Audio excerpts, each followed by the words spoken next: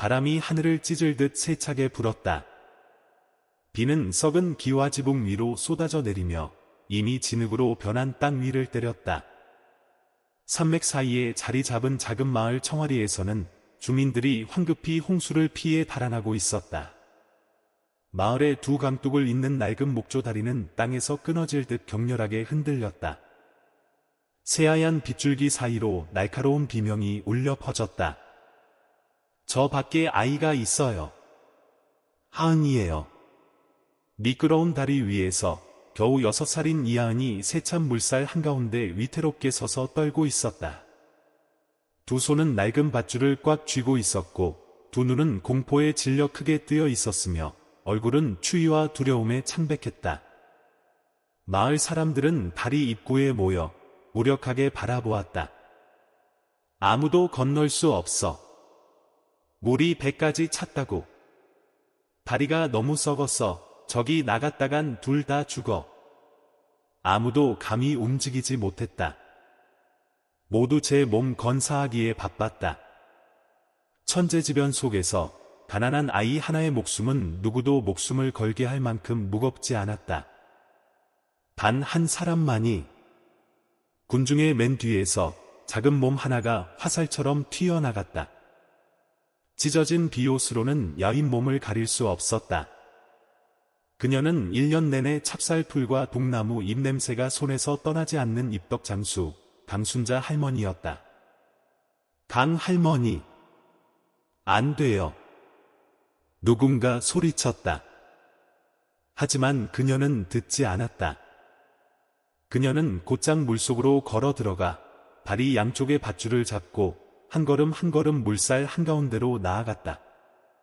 비는 채찍처럼 얼굴을 때렸고 물살은 다리 주위로 거세게 흘렀지만 그녀의 시선은 흔들리는 널빤지 위에서 흐느끼는 아이를 떠나지 않았다. 하은아.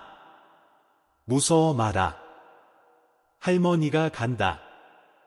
그 외침은 폭풍우를 뚫고 울부짖는 바람 소리와 군중 속에 두려움 섞인 침묵을 꿰뚫었다. 하은이의 눈에 희망의 빗줄기가 번쩍였다. 강 할머니는 아이에게 가까이 다가갔다.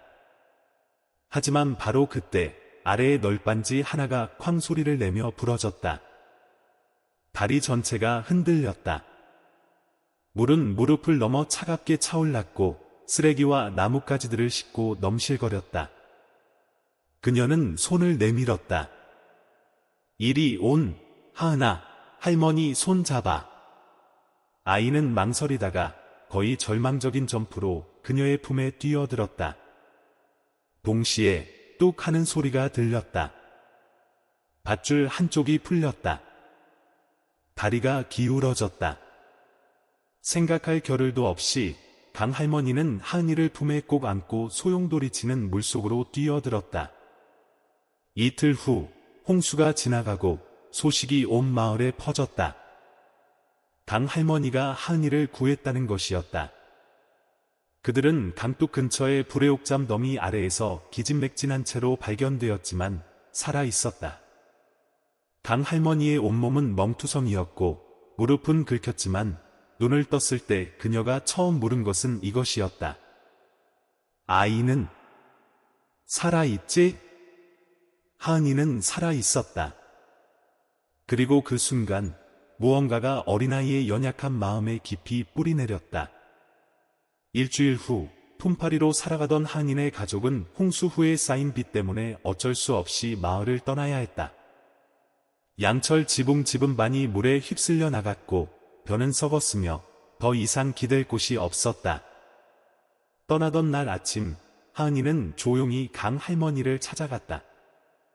여전히 찹쌀잎과 부엌 연기 냄새가 나는 떡집 처마 밑에서 아이는 그녀 앞에 섰다. 앳된 얼굴이었지만 눈빛은 남다른 성숙함을 띠고 있었다.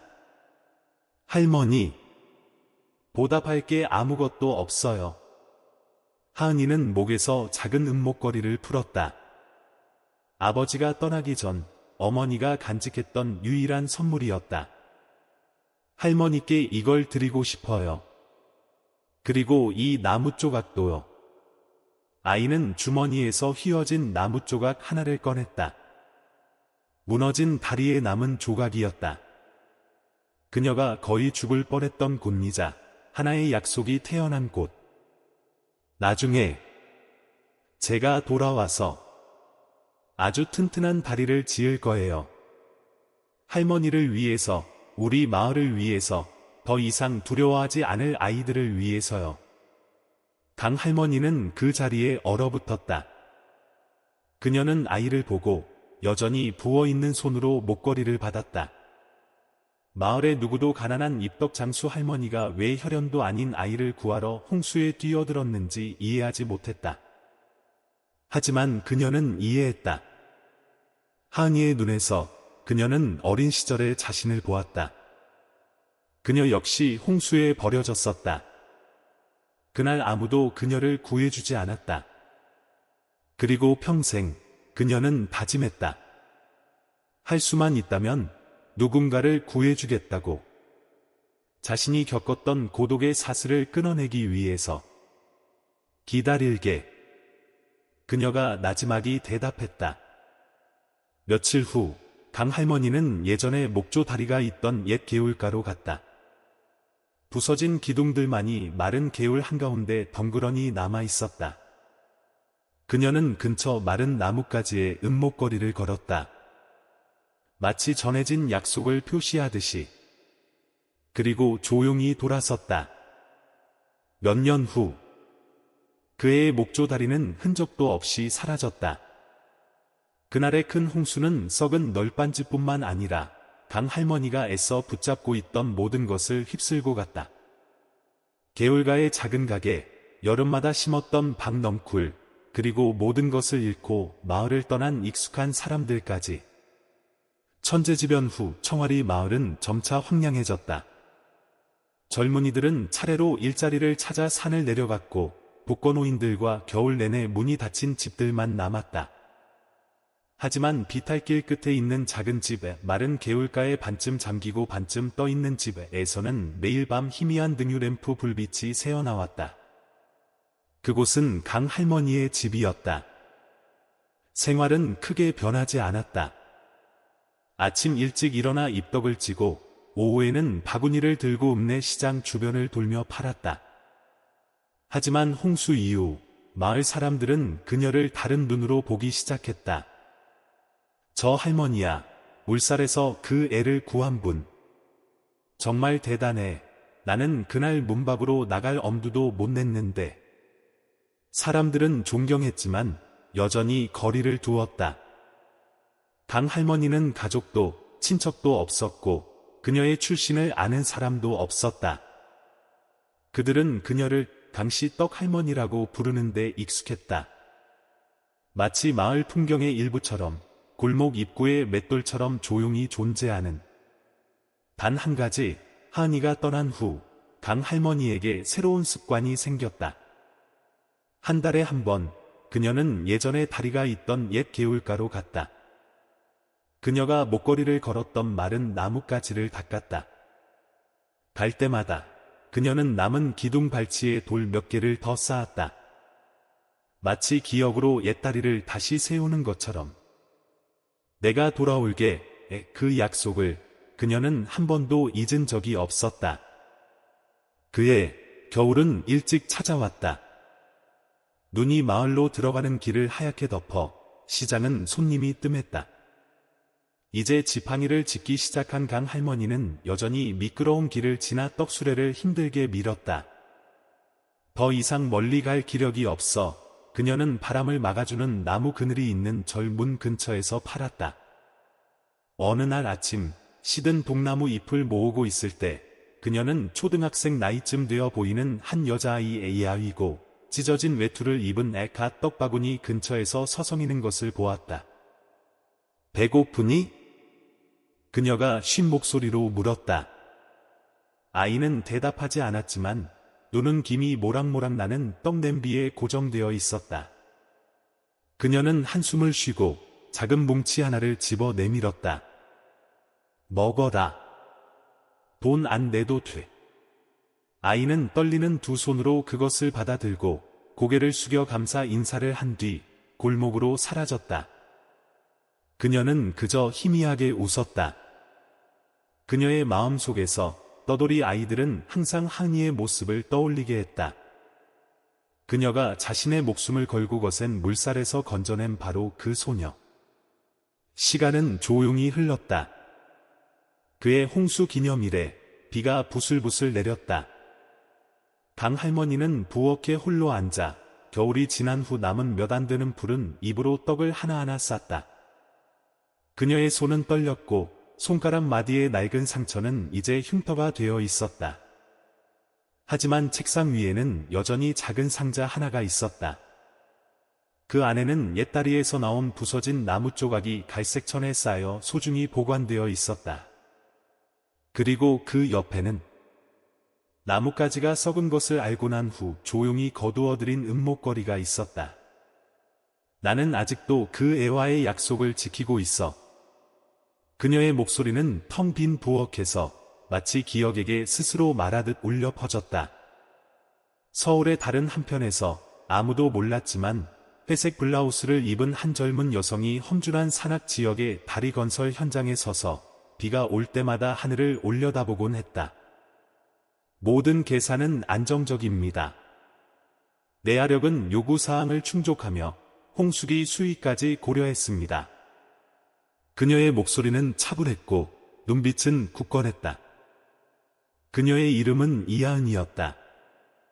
그녀가 항상 가지고 다니는 기술자 수첩에는 도면과 공사 기록 사이에 색이 바랜 사진 한 장이 끼워져 있었다.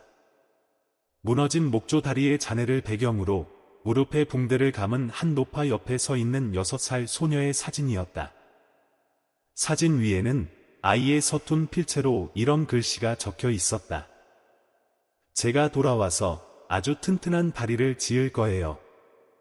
서울 외곽의 낡고 허름한 건물 다락방에서 깜빡이는 등유 램프 불빛이 열심히 글씨를 쓰는 한 소녀의 얼굴을 비추고 있었다. 희미한 노란 불빛 아래 낡은 공책 모서리가 달아빠진 페이지 위로 복잡한 수학 공식들이 선명하게 드러났다. 그녀는 12살의 이하은이었다. 어머니와 남동생과 함께 비좁은 새방에서 살고 있었다.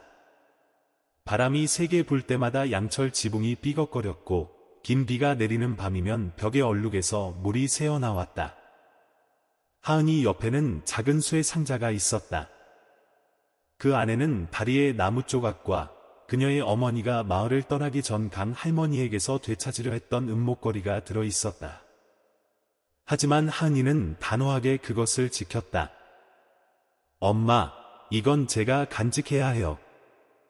제 약속이니까요. 누군가 목걸이를 팔아 학비를 마련하라고 제안할 때마다 그녀는 늘 그렇게 말했다. 하은이에게 그것은 장신구가 아니라 불안정한 삶 속에서 그녀의 영혼을 붙잡아주는 밭이었다. 하은이가 다니는 학교는 평범한 공립학교였다. 친구들은 대부분 노동자의 자녀였지만 여전히 가난하고 낡은 옷을 입는 아이들을 비웃으며 과시하기 좋아하는 아이들도 있었다. 하은이는 종종 그들의 표적이 되었다. 야, 등유램프, 어느 시대인데 아직도 등유램프로 공부하냐? 쟤네 집 TV도 없고 아빠는 도망갔다던데 엄마는 분명 설거지 일하겠지. 그녀는 대꾸하지 않고 침묵했다. 하지만 매일 밤 등유램프 아래 앉을 때 옛날을 그리워해서가 아니라 집이 전기세를 낼 돈이 없어서 하은이는 공책에 한 줄을 더 썼다. 내일은 오늘보다 더 나아져야 한다. 나는 은혜를 갚고 있으니까.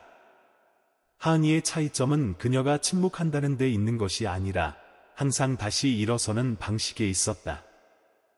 그 희미한 노란 불빛 아래서 그녀는 응용 물리학 책을 한 장 한 장 읽었고 현수교, 거더교, 아치교의 구조를 열심히 탐구했다. 때로는 책 속의 홍수를 이겨낸 다리 사진 한 장 때문에 그녀는 몇 시간이고 앉아 바라보며 사람들이 더 이상 비가 올 때마다 두려워하지 않고 지나다니는 모습을 상상했다. 강 할머니가 아직 마을에 계셨다면 물을 건너지 않으셔도 될 텐데 내가 안전한 다리를 지을 수만 있다면 그 생각은 씨앗처럼 그녀의 마음속에서 조용히 싹을 틔웠다. 점점 자라나 뿌리를 내렸고 결코 떠나지 않았다. 고등학교에 진학한 하은이는 특별한 성적으로 전액 장학금을 받았다. 그녀는 수학과 물리학을 잘했을 뿐만 아니라 한 비정부 기구가 주최한 희망의 달이 디자인 공모전에서 1등을 차지했다. 발표회에서 그녀는 수백 명의 학생들 앞에서 홍수 속에서 자신을 구해준 늙은 입덕장수 할머니에 대해 이야기했다. 제 디자인 속의 다리는 단지 계오를 건너는 것이 아니라 기억과 두려움, 그리고 약속을 건너는 다리입니다. 심사위원들은 눈물을 흘렸다. 그리고 그녀는 무대 조명 한가운데 서서 그저 입술을 굳게 다물고 고개를 숙였다. 저는 그저 은혜를 갚고 있을 뿐입니다. 19살, 하은이는 한국 최고의 공과대학 중 하나인 한양대학교 건설공학과에 합격했다. 그녀는 그의 학업 성적과 홍수 속 생존 경험을 담은 에세이로 100% 전액 장학금을 받은 유일한 학생이었다. 강의실에 들어설 때 하은이는 친구들처럼 비싼 휴대폰이나 최신 노트북을 가지고 있지 않았다. 그녀가 책상 서랍에 넣은 유일한 것은 갈색 수첩이었다. 그 안에는 여전히 낡은 나무 조각과 목걸이가 첫 페이지들 사이에 소중하게 끼워져 있었다. 그녀는 일기를 쓰지 않았다. 하지만 수첩 안쪽 표지에는 굵은 글씨로 한 문장이 적혀 있었다. 감사함에서 시작하여 무너지지 않을 것들을 세운다. 기숙사의 밤은 차갑고 조용했다. 친구들이 깊이 잠든 동안 하은이는 여전히 영어로 된 자료를 열심히 읽고 극한 기후 조건에서의 구조물 설계 방법을 공부했다. 그녀는 특히 홍수에 강한 현수교, 가볍지만 내구성이 좋고 산간 지역에서 시공이 용이한 자재에 관심을 가졌다. 선생님들은 그녀의 진지함과 재난 생존자 같은 태도에 주목했다. 아무도 몰랐다.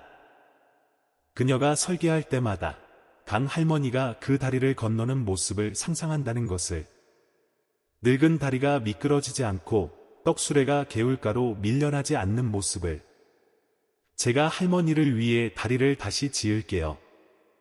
제가 가진 모든 지식으로요.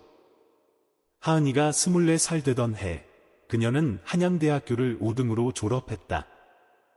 그녀는 재난위험 지역의 주민생활 교량 시스템 재건이라는 논문으로 학과 수석을 차지했다. 논문은 정확한 데이터와 기술 설계뿐만 아니라 심사위원들이 젊은 기술자에게서 본 적 없는 인도주의 정신으로 가득 차 있었다. 졸업 직후 그녀는 서울의 대기업들의 입사 제의를 거절하고 대신 오지의 주민생활 교량을 전문으로 시공하는 작은 회사 한강 빌드케어에 입사했다. 동료들은 그녀를 괴짜라고 불렀다. 모두가 수백만 달러짜리 프로젝트를 꿈꾸는 시대에 그녀는 아무도 돌아보지 않는 곳으로 자원했다. 그녀의 첫 출장은 산천군이었다. 그곳에서는 임시 현수교가 큰 비에 휩쓸려 지역 아이들이 학교에 가기 위해 개울을 헤엄쳐 건너야 했다. 하은이는 현장 조사를 했을 뿐만 아니라 인부들과 함께 한 달 내내 임시 막사에서 잠을 잤다. 그녀는 직접 가장 비용 효율적인 설계를 그렸고 내구성이 높은 지역 자재를 선택했으며 공기를 맞추기 위해 밤늦게까지 일했다. 다리 개통식 날 지팡이를 짚은 한 노인이 그녀의 손을 잡고 목이 메어 말했다. 아가씨가 기술자요? 나는 보호 헬멧을 쓴 천사인 줄 알았소. 그녀는 그저 미소 지으며 작게 대답했다. 저는 그저 은혜를 갚고 있을 뿐입니다. 그때부터 하은이는 점차 언론의 주목을 받기 시작했다. 한 지역 방송국의 인터뷰에서 왜 돈도 명예도 없는 일을 추구하느냐는 질문에 그녀는 잠시 망설이다가 6살 때의 이야기를 털어놓았다. 제가 죽을 거라고 생각했을 때 한 여성분이 목숨을 걸고 물속으로 뛰어들어 저를 구해주셨어요. 제 어머니도 친척도 아니었어요. 그저 가난한 입덕장수 할머니였어요. 그녀는 말을 멈추고 먼 곳을 바라보았다. 그날부터 저는 마음의 빚을 지고 살았어요. 하지만 돈으로는 갚을 수 없다는 걸 알았죠. 오직 행동으로만. 그리고 그분이 저에게 해주신 것을 이어가는 것으로만 갚을 수 있었어요. 다른 누군가를 구하는 것. 이야기는 빠르게 퍼져나갔다. 언론은 그녀를 희망을 짓는 기술자, 공동체를 위해 사는 젊은 세대의 본보기라고 불렀다. 여러 곳을 다녔지만 매년 하은이는 일주일의 휴가를 내어 남쪽 산간 지역으로 갔다. 옛 길을 건너 어린 시절의 흔적을 찾았다. 하지만 청아리 마을은 변해 있었다. 옛 집들은 시간이 지나면서 무너졌고 주민들은 차례로 마을을 떠났다. 강 할머니가 어디 사는지 아는 사람은 더 이상 없었다. 하은이는 좌절하지 않았다. 그녀는 예전에 강 할머니가 목걸이를 걸었던 옛 개울가의 나무 밑동을 다시 찾았다. 이제는 마모된 돌덩이 하나만 남아 있었고 그 위에는 잡초가 무성했다. 그녀는 허리를 숙여 조용히 야생화 한 송이를 올려놓고 속삭였다. 할머니, 저는 잊지 않았어요. 그리고 곧 돌아올 거예요.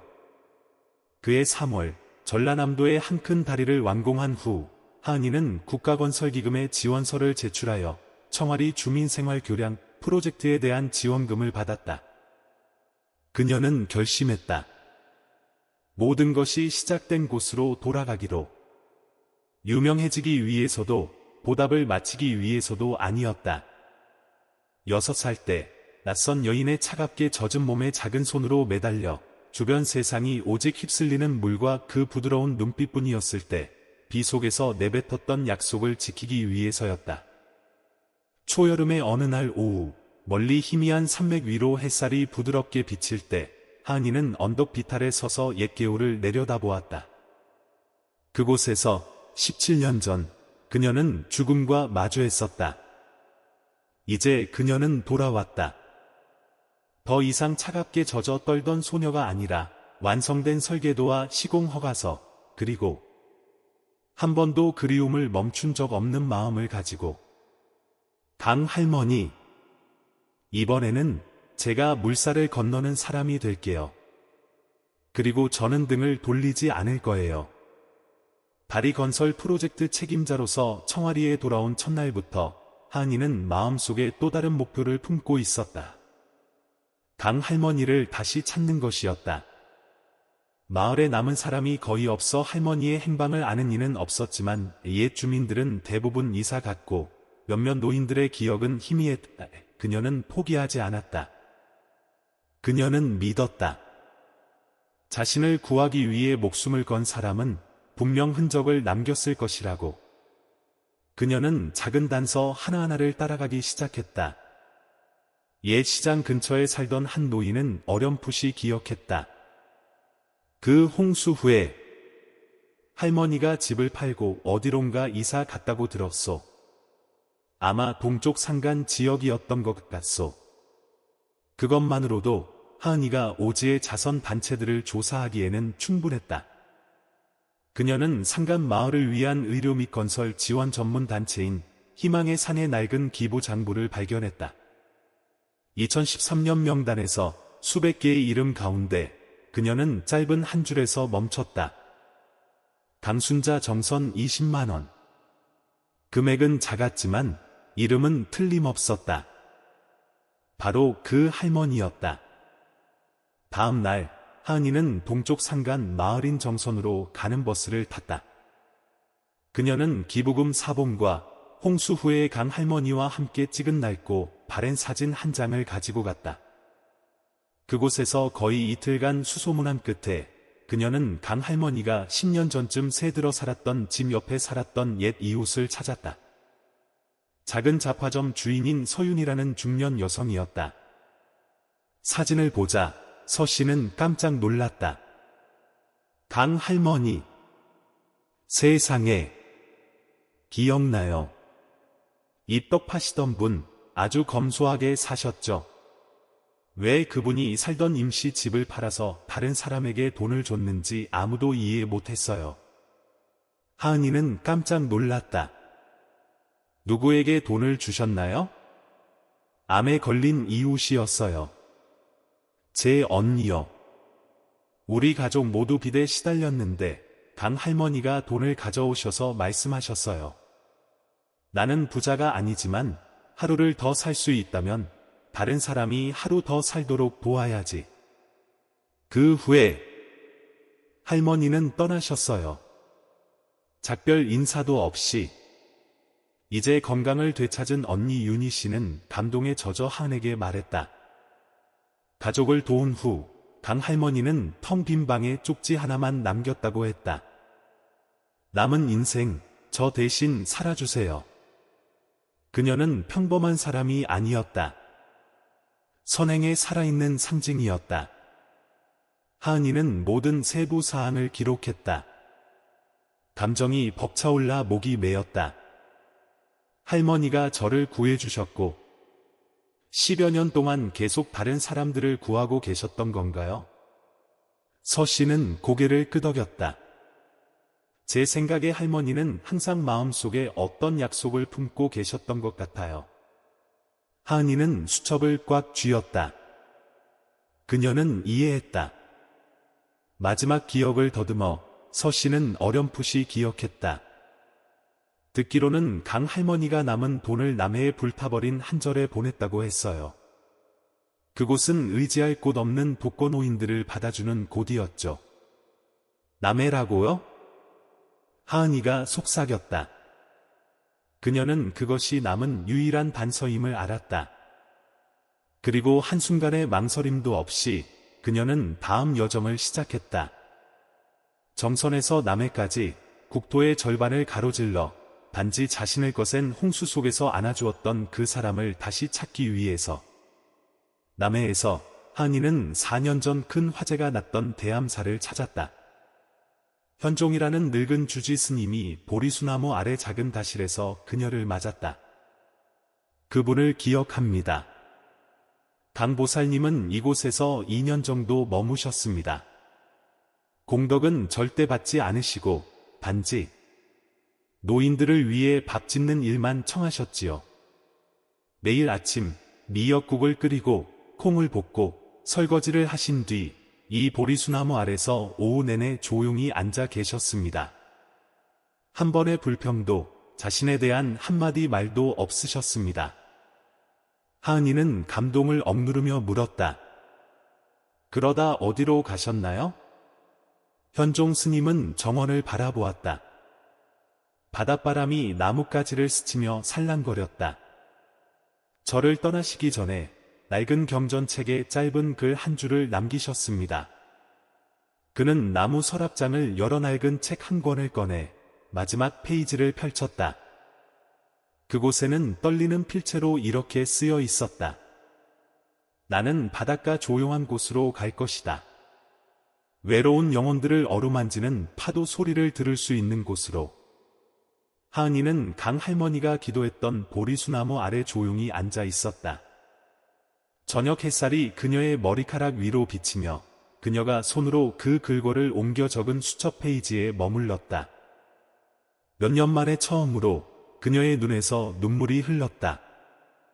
자신을 동정해서가 아니라 강 할머니가 결코 멈추지 않았다는 것을 깨달았을 때의 감동 때문이었다. 그녀는 작은 등불처럼 살았다. 아무도 모르게 아무런 공도 바라지 않고 조용히 빛을 비추며. 그녀는 자문했다. 내가 찾지 않는다면 과연 누가 할머니를 기억해 줄까? 하은이는 일어서서 바다를 향했다.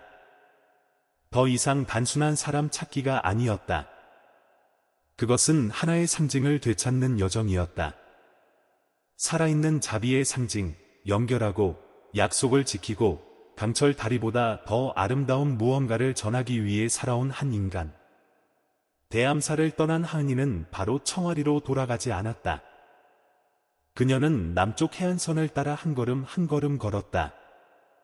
마치 각 걸음이 강 할머니가 남긴 기억에 단단히 묶인 실인 것처럼. 그녀는 바닷가 작은 민박집을 빌려 바다가 내다보이는 창문을 활짝 열고 노트북을 놓았다. 매일 아침 파도가 규칙적으로 바위에 부딪혔다. 그 소리 속에서 그녀는 강할머니의 목소리를 상상했다. 입덕 냄비에서 피어오르는 수증기처럼 부드럽고 낮고 쉰 목소리. 밤이 되면 그녀는 모든 자료를 다시 열었다. 낡은 기부금 명세서, 마을 사람들의 증언, 옛 주소, 주지 스님의 기록. 그녀는 종이에 하나의 여정을 그렸다. 청와리에서 정선으로, 그리고 남해로. 한반도의 남쪽 절반을 부드럽게 감싸는 곡선이었다. 만약 할머니라면 마지막으로 어디서 살기를 선택하셨을까? 그녀는 자문했다. 조용하고 바다와 가깝고 사람이 드문 곳이어야 했다. 할머니가 썼던 것처럼 파도 소리를 들을 만큼 한적한 곳, 그리고 선행이 조명 없이도 살아남을 수 있는 곳. 그리고 구룡포의 작은 어촌 시장을 거닐던 어느 날 오후, 그녀는 우연히 한 목소리를 들었다. 이봐요, 아가씨, 누구 찾아요? 생선을 팔던 한 할머니가 익숙한 눈빛으로 그녀를 보았다. 네, 사람을 찾고 있어요. 대암사에 계셨던 분인데 이름은 강순자예요. 아세요? 여자는 잠시 생각하더니 중얼거렸다. 강순자. 절벽가 동네에 그런 할머니가 살았던 것 같기도 하고. 진짜 이름은 아무도 모르고 그냥 강할머니라고 불렀지. 어디서 왔는지도 아무도 몰라. 근데 떡을 만들어서 시장에 가져와서는 팔지는 않고 그냥 나눠주던 건 기억나. 하은이의 심장이 세차게 뛰었다. 아직 거기 계세요? 잘 모르겠네. 몇 달째 못 봤어. 예전에는 매일 아침 일찍 바위 끝에 앉아서 파도 소리를 듣곤 했지. 마치 바다랑 이야기하는 것 같았어. 하은이는 즉시 절벽가 동네로 갔다. 바다를 향한 비탈길을 따라 흩어져 있는 가난한 주거 지역이었다. 언급된 집은 작은 방 하나짜리 집으로 문은 빛바랜 나무였고 지붕은 담쟁이 덩굴로 뒤덮여 있었다. 문 앞에는 작은 나무 팻말이 걸려 있었다. 바람은 어디서 왔는지 묻지 않고 파도는 누가 기다리는지 알 필요 없다. 그녀는 문을 두드렸다. 아무도 대답하지 않았다. 한 늙은 이웃이 그녀를 보고 다가왔다. 강할머니 찾아요? 며칠 전에 복지과 직원이 오는 걸 봤는데 아마 근처 요양원으로 옮겨졌을 거요. 건강이 안 좋으셨지만 할머니는 항상 내일 아침 뭔가를 쓰고 계셨지. 하은이는 그 정보를 따라 동해 요양원으로 갔다. 소나무 숲과 파도 소리 사이에 자리 잡은 소박하지만 평화로운 곳이었다. 그녀는 문 앞에서 멈춰 섰다. 숨이 멎는 듯했다. 한 직원이 그녀를 맞이하고 2층 방으로 안내했다. 그곳 창문으로 저녁 빛이 들어와 조용히 잠든 한 여인을 비추고 있었다. 머리는 백발이었고 얼굴은 야위었지만 여전히 예전의 자애로운 모습을 간직하고 있었다. 옆에 작은 탁자 위에는 수첩 하나가 펼쳐져 있었다. 마지막 페이지에는 떨리는 글씨가 있었다. 만약 누군가 나에 대해 묻거든 이렇게 말해주오. 나는 한 아이를 구했노라고. 그리고 그 아이는 내 평생 가장 아름다운 일이었다고. 하은이는 울음을 터뜨렸다. 그녀는 아무 말도 하지 않았다. 그저 가까이 다가가 침대 옆에 앉아 그 익숙하고 주름진 손을 잡았다. 홍수 속에서 그녀를 안아주었던 손, 가난한 아이들에게 입덕을 나눠주던 손, 온 나라에 조용히 희망의 씨앗을 뿌리던 손. 강할머니가 눈을 떴을 때 그녀는 오랫동안 그녀를 바라보았다. 마치 오래전부터 이 재회를 알고 있었던 것처럼. 정말 너구나? 그녀의 목소리는 파도 소리에 흩어지는 숨결처럼 약했다. 하은이는 대답하지 않았다. 그저 고개를 끄덕이며 눈물이 하염없이 흘렀다. 그리고 주머니에서 작은 상자, 오래전 다리에 나무 조각과 은목걸이를 보관해온 애를 꺼내 그녀의 손에 쥐어주었다. 약속대로 돌아왔어요. 그들은 해가 언덕 너머로 질 때까지 그렇게 앉아 있었다. 더 이상 말이 필요 없었다. 모든 것은 이미 행동으로 말해졌기 때문이다. 그리고 그 순간부터 하은이는 이해했다. 그녀가 곧 청아리에 지을 다리는 단지 마을을, 강 할머니를 위한 것이 아니라 감사와 이 세상에 실제하는 선행에 살아있는 상징이라는 것을. 청아리로 돌아온 날 이른 아침, 산비탈 양쪽으로 안개가 자욱했다. 하은은 등 뒤에 배낭을 메고 천으로 된 통에 다리 설계도를 조심스럽게 말아 넣은 채 버스에서 내렸다. 그녀의 손에는 흰 국화 한 다발이 들려 있었다. 오래전 그녀의 목숨을 앗아갈 뻔했지만 혈연관계 없는 은인을 만나게 해준 그 땅에 대한 첫인사였다. 옛 목조 다리가 있던 자리에는 이제 잡초가 무성한 빈터만 남아 있었다. 작은 팻말 하나가 임시로 박혀 있었다. 위험 구역 접근 금지. 하지만 하은의 기억 속에서 이곳은 바람의 울부짖음과 세찬 물살, 그리고 폭풍 후 속강 할머니의 쉰 목소리가 울려 퍼지던 곳이었다. 그녀는 고개를 숙이고 속삭였다. 할머니, 오늘부터 빚을 갚기 시작할게요. 인해교 건설 공사가 그날 공식적으로 시작되었다. 설계는 하은이 직접 구상했다. 2개의 경관을 가진 현수교로 경량 철골과 자체 배수 콘크리트를 사용하고 다리 바닥은 내구성 좋은 압축 소나무로 마감했다. 옛 목조 다리의 모습을 재현했지만 견고함과 안전성은 몇 배나 뛰어났다. 단순한 주민생활시설이 아니라 이곳은 고창 산간 지역에서 처음으로 주민들이 제안한 이름으로 지어진 다리였다. 그리고 그 이름, 인해교, 즉 인해의 다리를 선택한 사람은 바로 마을의 한 5학년 학생이었다. 인터넷에서 하은의 글을 읽은 아이였다. 처음에는 마을 사람들이 열광했다. 어떤 이들은 기둥을 세울 구역에 잡초를 베는 것을 도왔고, 어떤 이들은 기술자 팀에게 주먹밥을 가져다 주었다. 많은 노인들은 하은을 보고 감동의 눈물을 흘렸다. 홍수에 휩쓸렸던 그 아이가 이제 돌아와 진짜 다리를 만든다는 사실을 믿을 수 없었다. 하지만 문제가 닥쳤다. 착공 일주일 후 하은은 군청으로부터 긴급 통보를 받았다. 해산물류회사가 자신들의 비공식 수로 운송로 침해를 이유로 프로젝트 중단을 요구하는 민원을 공식적으로 제기한 것이었다. 실제로 이 수로 운송로는 회사가 불법적으로 목재를 운반하던 작은 강줄기에 불과했다. 하지만 그들은 법적 허점과 불명확한 지역 계획을 이용하여 임시 중단 요구를 내세웠다. 마을 회관에서 긴급 회의가 열렸다. 밖에서는 비가 부슬부슬 내리고 있었고 안의 공기는 팽팽한 활시위처럼 긴장되었다.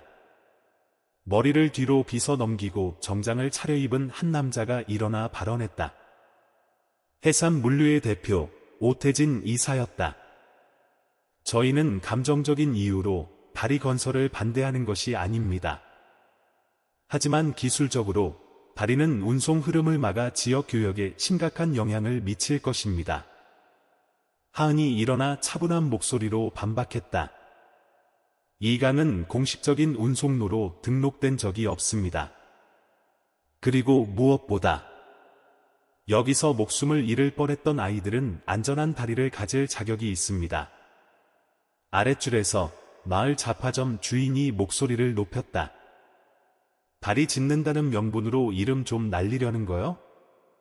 우리 마을에 언론이 온 게 얼마만인지. 한 할머니가 반박했다. 아니에요. 저 아가씨는 그 해강 할머니가 구해준 아이라고요. 하지만 분열은 이미 시작되었다.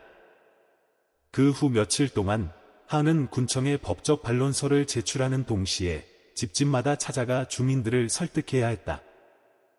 하지만 소문은 진실보다 빨리 퍼졌다. 어떤 사람들은 수군거리기 시작했다. 분명 기금을 모으고 후원을 요청해서 나중에 유명해지려는 속셈일 거야. 다리 다 짓고 나서 통행료를 받을지 누가 알아? 심지어 공사 차량을 막고 임시 중단을 요구하는 사람도 있었다. 아무도 대놓고 말하지 않았지만 하은은 자신이 제2의 고향으로 여겼던 바로 그곳에서 심판받고 있는 듯한 기분을 느꼈다. 비가 세차게 내리던 어느 날 밤, 그녀는 옛날의 힘든 시절을 떠올리게 하는 서울에서 가져온 유일한 등유 램프 아래 넓게 펼쳐진 설계도 옆에 홀로 앉아 있었다. 그녀의 두 눈은 붉게 충혈되었다. 위기 속에서 감사는 의심받고 선의는 개인적인 음모로 왜곡되었다. 할머니도 이런 대우를 받으셨을까? 그녀가 속삭였다. 문득 전화기가 울렸다. 낯선 번호로부터 온 메시지였다. 통영 근처 어촌에서 강 할머니를 본 적이 있습니다. 그녀의 심장이 조여왔다. 어촌, 통영? 다음 날 하은은 시공팀에게 손편지를 남기고 마을을 떠났다. 그녀는 이렇게 썼다. 만약 저를 믿지 않으신다면 원망하지 않겠습니다. 하지만 이 다리만큼은 믿어주세요. 이것은 제가 한 일 중 가장 진실된 것입니다. 그리고 그녀는 유일하게 분명한 것 하나를 가지고 떠났다. 폭풍우 속에서 그녀를 구해준 따뜻한 손길에 대한 기억. 그리고 이제 아마도 또 다른 파도 속에서 그녀를 기다리고 있을지도 모를. 버스는 통영항 근처 종점에서 멈췄다. 햇볕은 강렬했지만 짭짤한 바닷바람이 마음을 가볍게 했다. 하은은 배낭을 메고 강 할머니가 들렀을 법한 곳들이 붉게 동그라미 처진 손으로 그린 지도를 손에 들고 있었다. 그녀는 서피랑 어촌 마을부터 시작했다. 사람이 거의 알지 못하는 외딴 곳으로 대부분 노인들과 독거 어부들 그리고 바닷가 임시주택들이 있는 곳이었다. 하은은 차례로 사람들에게 물으며 강 할머니의 젊은 시절 사진을 보여주었지만 대부분은 고개를 저었다. 집 현관 앞에서 다리를 꼬고 앉아있던 한 노인이 사진을 유심히 보더니 천천히 말했다. 마을 끝 임대 방 몇 채에 살던 할머니 한 분이 기억나네. 아무하고도 말 안 했지. 아침 일찍 일어나서 어시장 주변 쓰레기 줍고 돌아오곤 했어. 하은의 눈이 빛났다. 노인이 말한 방은 바다와 맞닿은 비탈길 끝에 있었다. 벽은 벗겨지고 양철 지붕은 녹슬어 있었다. 문은 잠겨 있지 않았다. 그 작은 방 안에는 간이 침대 하나와 나무 책장 하나, 그리고 향이 다 타버린 작은 제단 하나뿐이었다. 책상 위에는 낡은 갈색 손수건이 놓여 있었다. 달아빠진 국화 무늬 자수가 놓여 있었다. 그 안에는 나무 조각 하나가 끼워져 있었다. 바로 하은이 선물했던 옛다리의 그 조각이었다. 하은은 가만히 서서 떨리는 두 손으로 어린 시절의 기념품을 들어 올렸다. 아직도 간직하고 계셨구나. 그 오랜 세월 동안. 그녀는 소리 없이 울었다. 밖에서 들려오는 파도 소리만이 강 할머니가 예전에 묘사했던 것처럼 외로운 영혼들을 어루만지는 소리 많이 들릴 뿐이었다. 근처 민박집 주인이 확인해 주었다. 강 할머니는 여기서 1년 넘게 살았다고. 월세는 제때 냈고 검소하게 살았으며 자주 현관 앞에 앉아 갈색 가죽 수첩에 무언가를 쓰곤 했다고. 어느 날 갑자기 어시장에서 쓰러지셨어요. 우리가 병원으로 모셨죠. 그 후로는 다시 돌아오지 않으셨어요. 하은이는 즉시 읍내 병원으로 달려가 환자 기록을 찾았다. 강순자, 저혈압으로 응급 입원 후 동해 요양원으로 이송됨. 바로 하은이가 예전에 할머니를 만났던 그곳이었다. 원은 다퉜다. 며칠 후 하은이는 깨끗하게 세탁하고 다림질한 낡은 손수건과 흰 국화 한 다발을 들고 요양원으로 돌아왔다. 강할머니는 정원에서 휠체어에 앉아 마치 바람과 이야기하듯 먼 곳을 바라보고 있었다. 하은이는 무릎을 꿇고 그녀의 무릎 위에 손을 얹었다. 할머니, 다리 공사가 중단될 뻔했어요. 할머니는 바로 대답하지 않고 한참 그녀를 바라보다가 나지막이 물었다. 왜 돌아왔니? 할머니가 마을로 같이 돌아가서 준공식에 함께 참석하시길 바라기 때문이에요. 그 다리는 제 것이 아니라 할머니 것이니까요. 할머니는 가만히 고개를 저었다. 목소리는 약했지만 분명했다. 나는 마음으로 너를 구한 거지 보답받으려고 한 게 아니란다. 돌아가면 내가 더 큰 빚을 지게 될까 두렵구나. 하은이는 그녀의 손을 꼭 쥐었다. 하지만 제가 행복해도 할머니가 외롭게 사시면 제 마음이 여전히 무거울 거예요. 아무도 더 이상 말하지 않았다. 하지만 침묵 속에서 무언가가 풀렸다. 그것은 빚이 아니라 폭풍우를 통해 연결되었던 두 영혼 사이의 두려움이었다. 그 다음 주 소셜미디어에 한 게시물이 퍼져나갔다. 홍수 속에서 아이를 구한 그 여성, 지난 20년간 어떻게 살았을까? 사진 속에는 휠체어에 앉은 강 할머니가 한 옆에 있었고 배경은 통영 바다였으며 손에는 다리 조각과 갈색 손수건이 들려 있었다. 글은 길지 않았지만 수만 명을 감동시켰다. 강 할머니와 하은이가 청와리로 돌아왔을 때 비가 가볍게 내리고 있었다. 더 이상 의심이나 수군거림은 없었다. 마을 사람들은 길 양쪽에 줄을 서서 우산을 들거나 비옷으로 몸을 가린 채 조용히 고개를 숙여 인사했다. 한 노인은 울음을 터뜨렸다. 저분이 그 해 홍수 때 나에게 주먹밥을 주셨던 분이야. 한 젊은 여성이 아이를 데리고 다가와 눈물을 글썽였다. 저는 어머니가 쓰러졌을 때 할머니 등에 업혀 개울을 건넜던 아이였어요. 연설도 표창도 필요 없었다. 강 할머니라는 이름은 이미 모두의 기억 속에 살아 있었다. 프로젝트의 수석 기술자가 발표했다. 군청이 해산 물류의 위법 행위 정황을 발견한 후 민원을 취소했다고. 다리는 공식적으로 공사를 재개했다. 강 할머니가 인해교의 기둥이 세워지고 있는 공사 현장에 발을 디딘 날, 그녀는 아무 말도 하지 않았다. 단지 주머니에서 또 다른 손수건에 하은이가 선물했던 두 번째 것을 꺼내 마치 기억의 먼지를 털어내듯 설계도 위를 닦았다. 두 사람의 시선이 마주쳤다. 그리고 더 이상 어떤 약속도 필요 없었다. 왜냐하면 그 다리는 할머니가 오래전 썩은 목조 다리 위에서 흠뻑 젖은 아이를 안았던 그 순간부터 이미 형성되기 시작했기 때문이다.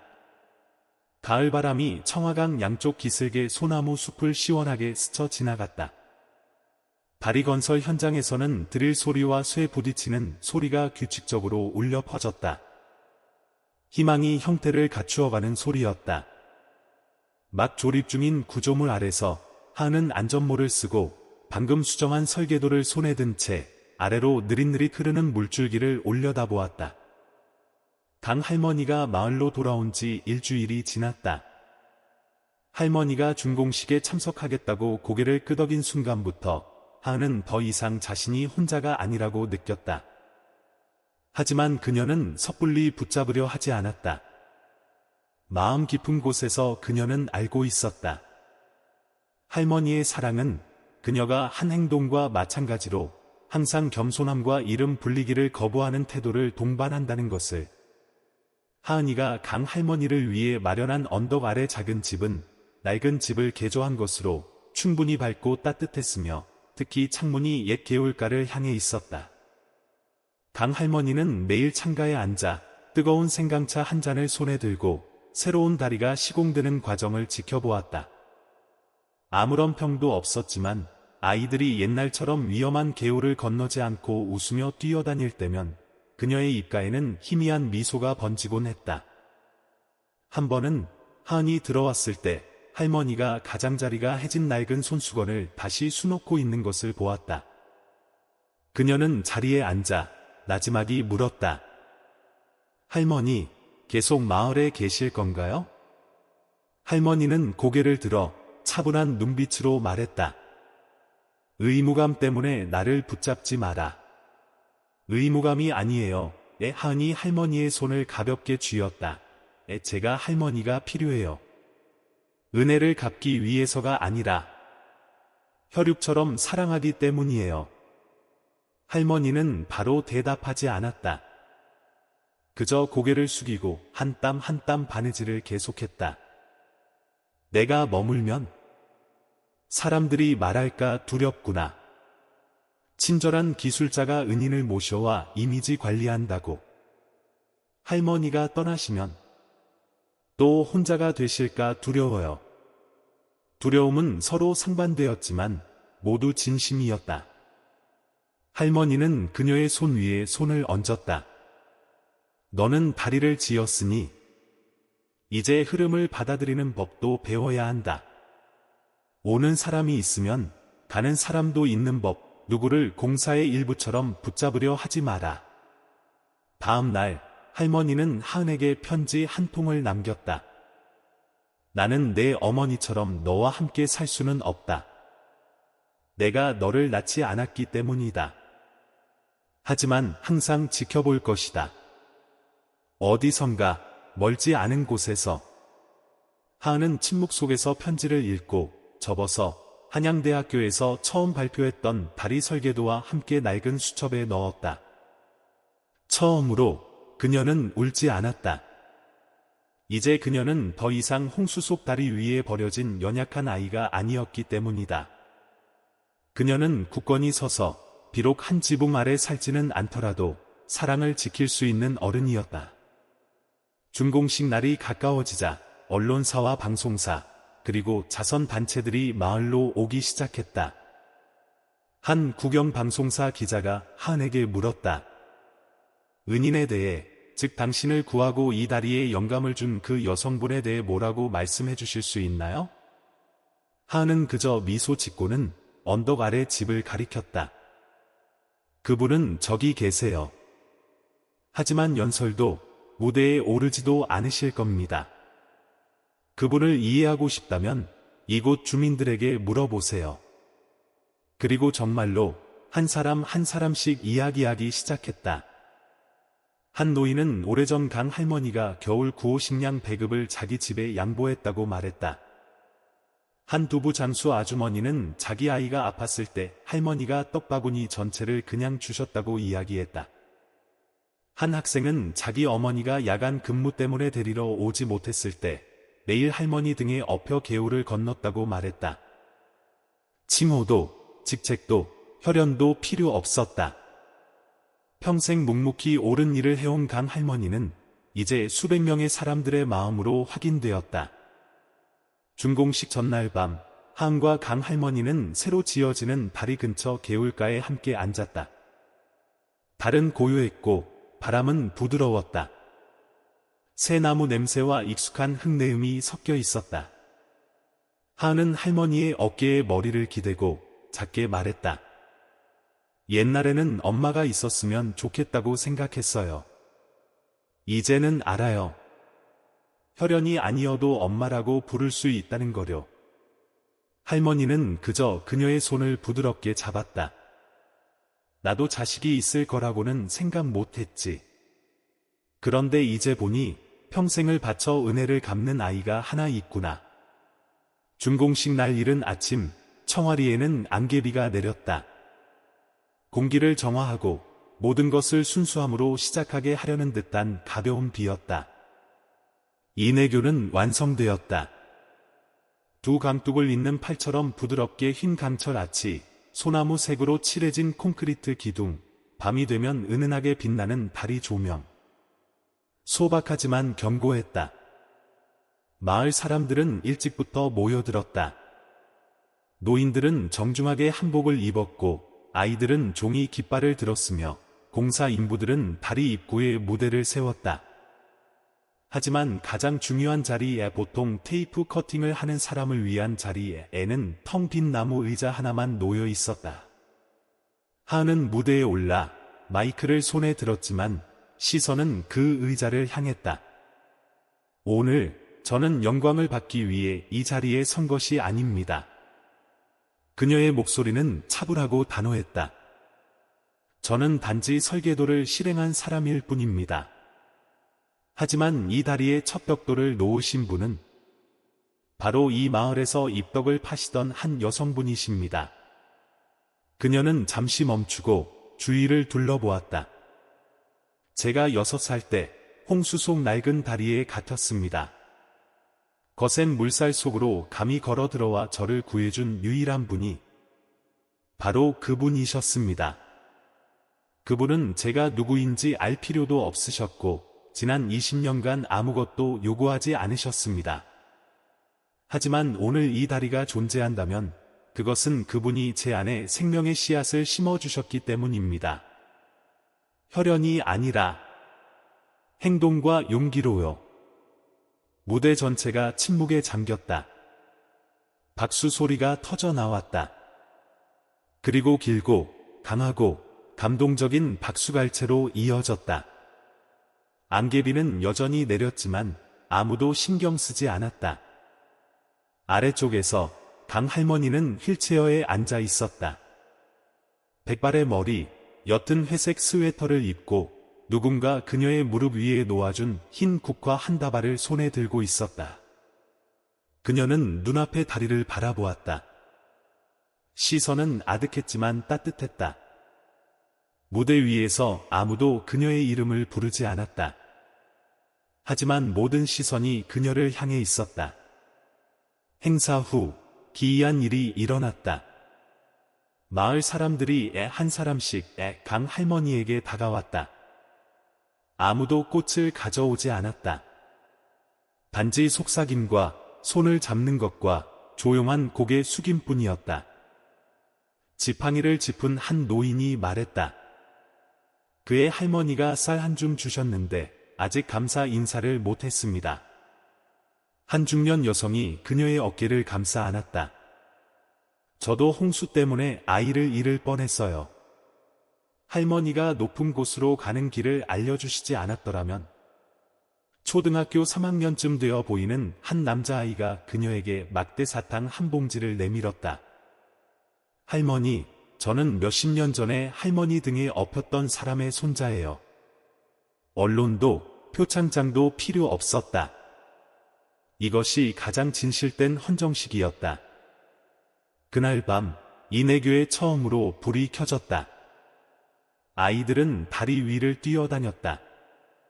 어른들은 아래 흐르는 물을 바라보며 웃고 이야기했다. 청아리가 수십 년 만에 처음으로 느껴보는 분위기였다.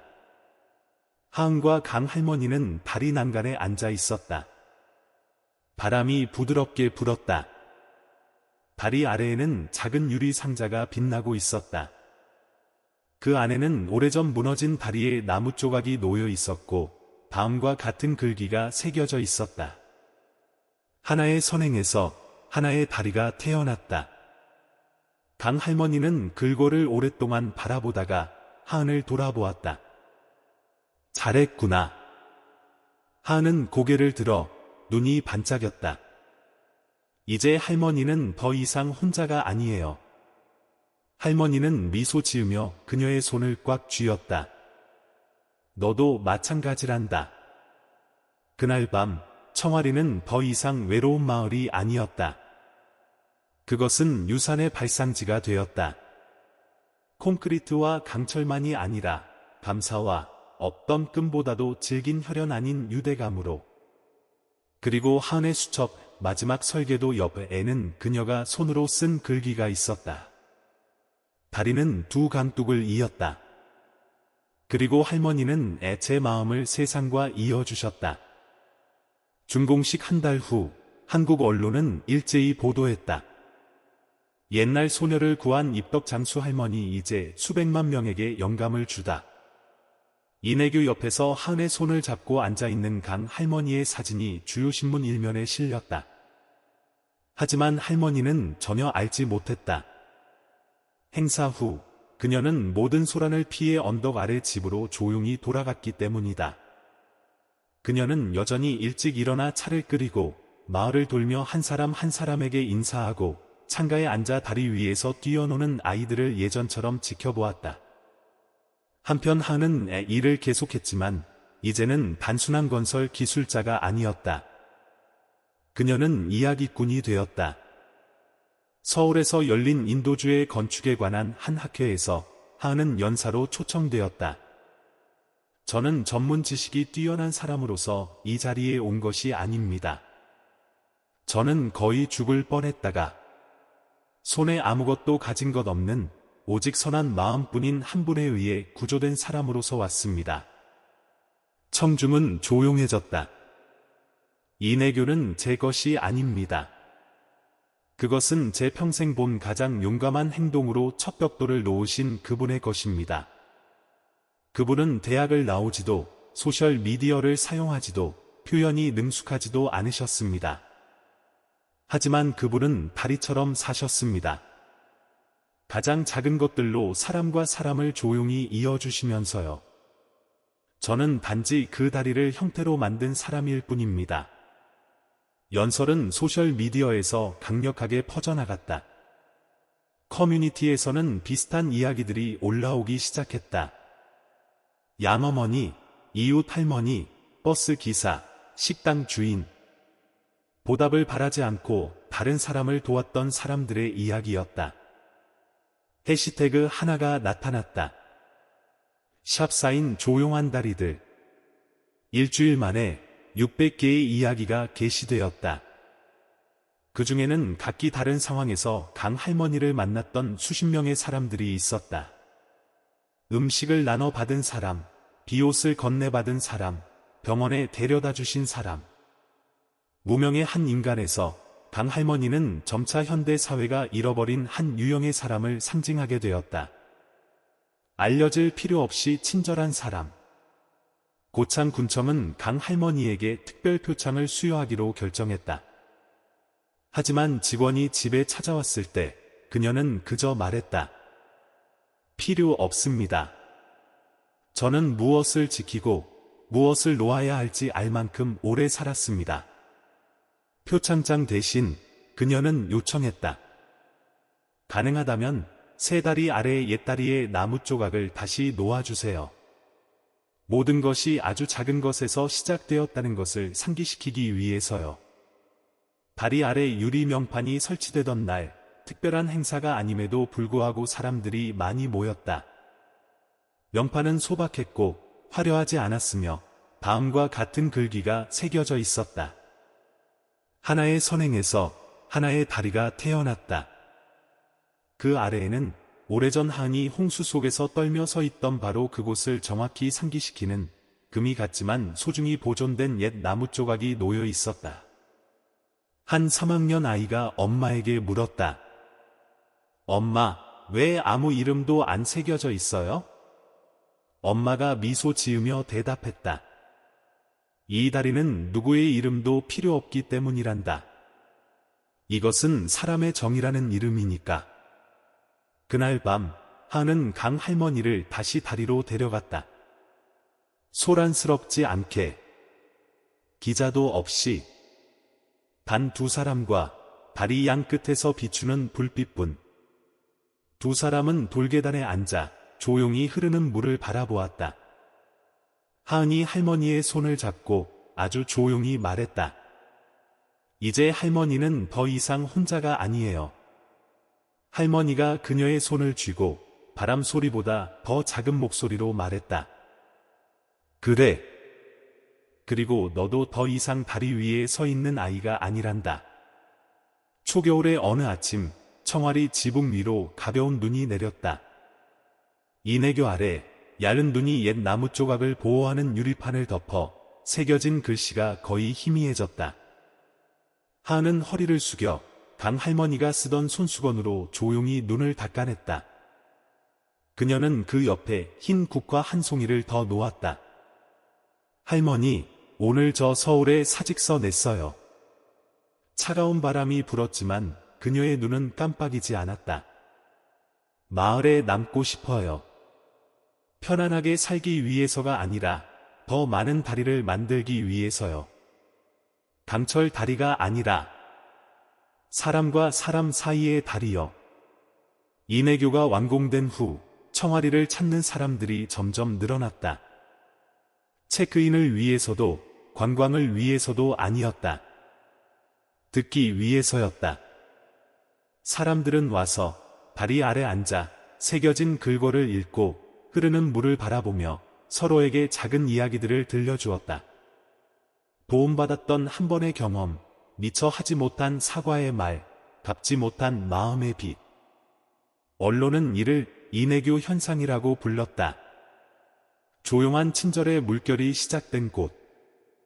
한 기자가 하은에게 물었다. 만약 역사에 한 가지를 새길 수 있다면 무엇을 선택하시겠습니까? 그녀는 생각하지 않고 대답했다. 저는 누구의 이름도 새기지 않을 겁니다. 저는 단지 아무런 요구 없이 구원받았던 그 느낌을 다시 새기고 싶습니다. 그것이 한 아이를 베풀 줄 아는 사람으로 만드는 것이니까요. 시간이 흘러 강 할머니의 머리는 완전히 백발이 되었다. 그녀는 점점 약해져 걷기 힘들어졌고 더 이상 마을을 떠나지 않았다. 하지만 매일 아침 그녀는 창가에 앉아 다리를 바라보았다. 한 번은 하은이 죽을 들고 왔을 때 할머니가 낡은 사진 한 장을 들고 있는 것을 보았다. 하은이가 막 구조되었을 때 눈은 붓고 손은 여전히 할머니의 어깨를 꽉 쥐고 있던 흑백의 낡은 목조 다리 사진이었다. 할머니가 희미하게 웃으며 말했다. 그때는 생각했지. 만약 물에 빠졌으면 어땠을까? 이제 내가 이렇게 자란 것을 보니 그때 죽었어도 아깝지 않았을 게다. 하은은 죽 그릇을 내려놓고 그녀의 손을 꽉 쥐었다. 제 앞에서 다시는 죽어도 아깝지 않다고 말씀하시면 안 돼요. 특히 할머니는요. 한 달 후 강 할머니는 잠결에 세상을 떠났다. 고통도 신음도 없이 단지 베개 옆에 놓인 낡은 수첩뿐이었다. 그곳에는 마을의 이야기, 만났던 사람들, 나누었던 떡 한 조각까지 모두 기록되어 있었다. 마지막 페이지에는 단 한 줄만 적혀 있었다. 너는 약속을 지켰다. 이제 할머니가 편히 쉴 차례다. 강 할머니의 장례식은 성대하지 않았다. 하지만 사람들로 가득 찼다. 마을 사람들, 정선에서, 통영에서, 심지어 남해에서까지 찾아왔다. 꽃과 손수건, 그녀가 주었던 작은 기념품들을 들고 아무도 시끄럽게 울지 않았다. 하은이가 할머니의 유골을 옛 나무조각 옆에 나무 조각상에 안치했을 때 모두 인해교 아래 함께 조용히 서 있을 뿐이었다. 할머니가 영원히 그녀가 시작한 다리의 일부가 되도록. 3년 후 다리 아래에 새로운 작은 동판이 추가되었다. 아무의 이름도 새겨져 있지 않고 단지 하은이가 쓴 시 한 편만 있었다. 어머니는 아니셨지만 사랑이 무엇인지 가르쳐 주신 분. 영웅은 아니셨지만 거센 물살에서 저를 구해주신 분. 공을 바라지 않으셨지만 결코 무너지지 않을 다리를 남기신 분. 언더라인 사인. 인해교의 어느 봄날 오후 한 소녀가 할머니의 손을 잡고 지나가고 있었다. 소녀가 물었다. 할머니, 이 다리는 누가 지었어요? 할머니가 미소 지으며 대답했다. 친절한 한 사람. 그리고 그것을 결코 잊지 않은 한 아이란다. 아마도 우리 각자는 모두 누군가에게 조용히 도움을 받은 적이 있을 것이다. 보답을 바라지도 이름을 알릴 필요도 없이 가장 약한 순간에 베풀어진 작은 행동으로. 하은과 강 할머니의 이야기는 단지 한 다리에 대한 이야기가 아니다. 그것은 사람의 정, 세월을 넘어 살아남은 약속, 그리고 하나의 선행이 한 사람의 평생 운명을 어떻게 바꿀 수 있는지에 대한 이야기이다. 만약 이 이야기에 감동받았거나, 목이 메었거나, 혹은 그저 마음이 따뜻해졌다면 저희가 인간적인 가치가 여전히 경청되고 있음을 알 수 있도록 좋아요를 눌러주세요. 그리고 이처럼 평범하지만 비범한 삶의 조각들과 계속 함께하고 싶으시다면 채널을 구독해주세요. 저희가 온 마음을 다해 들려드릴 다음 이야기들을 놓치지 않도록. 마지막까지 함께해 주셔서 감사합니다. 다음 여정에서 다시 뵙겠습니다.